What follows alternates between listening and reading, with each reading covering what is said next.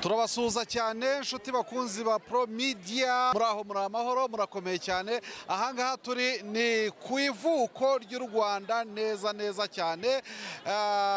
Turi igishaki rero ni mu karere ka Gasabo, ni naho u Rwanda rwavukiye urebye, kuko u Rwanda rwatangiye ari agahugu gatoya cyane nk'uko amateka abitubwira. Impugu nto yari ikikije ikiyaga cya Muhazi, natwe ahangaha rero akaba ariho turi. Ahangaha rero habereye iki? Habereye ni kuri paroisse ya Gishaki.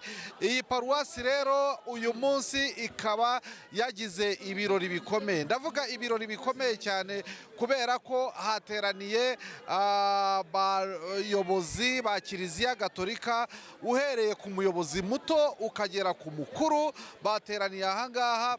Uyu munsi rero hakaba habereye igikorwa cyo guha umusaserdoti, ariko si umusaserdoti gusa, habereye n'igikorwa cyo gutanga ubudiyakoni ku bantu bavuka inahangaha cyane.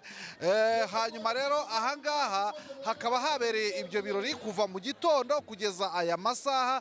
Hakaba hari imbwirwaruhame, hakaba hatuwe igitambo cya misa kigaragaza ko iyi paroisse ya Gishaki yashinzwe mu mwaka w'1992.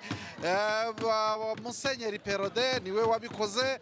Hanyuma muri 2004 rero nabwo habaye ikindi gikorwa, hatangijwe ku mugaragaro umuganura wabaye muri 2004 utangirira muri iyi paroisse.